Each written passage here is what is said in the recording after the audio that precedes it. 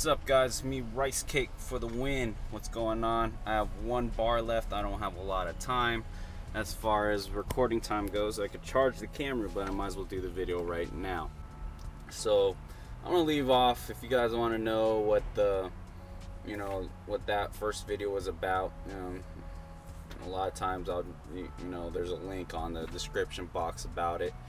I'll leave that there for you guys that are catching on here a little bit late.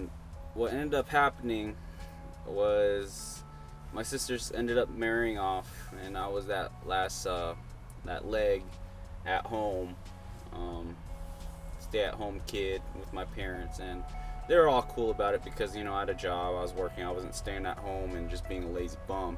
I was doing something, but I felt that wasn't enough for me. I felt like I wasn't doing anything. I'm perfectly healthy, I'm fine,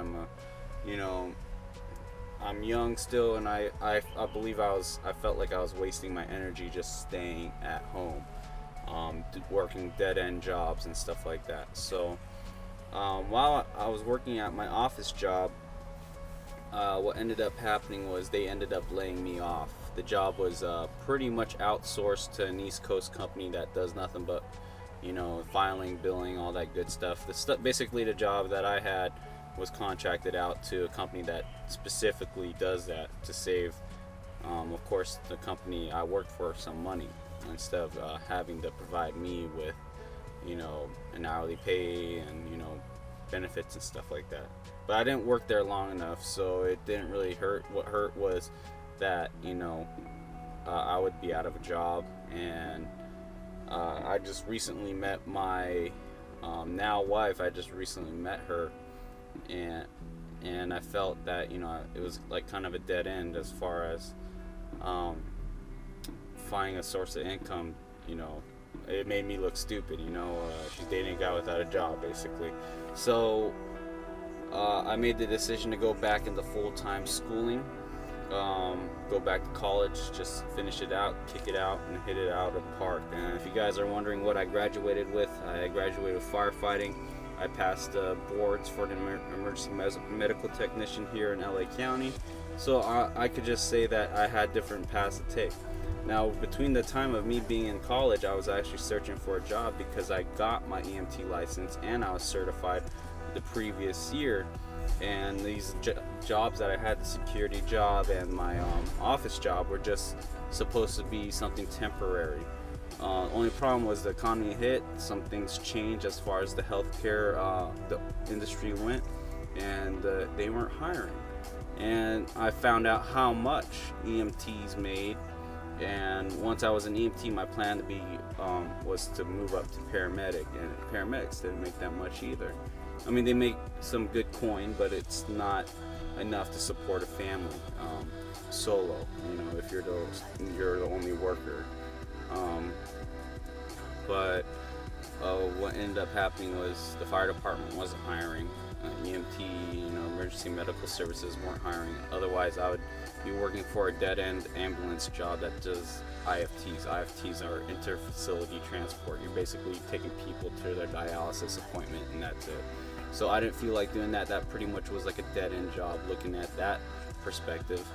And no one was hiring. So once I graduated, me and my buddy, he's a Samoan guy, very good guy, he goes to my church. He's been egging me on to get my Class A, or go to Class A school with him over in Gardena, down near Long Beach, basically off the 110. And I told him, you know what, I have the money, but let me finish school first. He joined in July.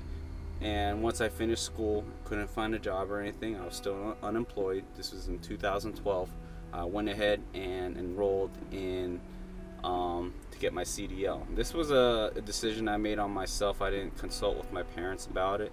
So I just simply went to the school, and it was a raggedy school. It was horrible. I thought, how in the world am I going to get my license if I can't even speak Spanish with the instructors?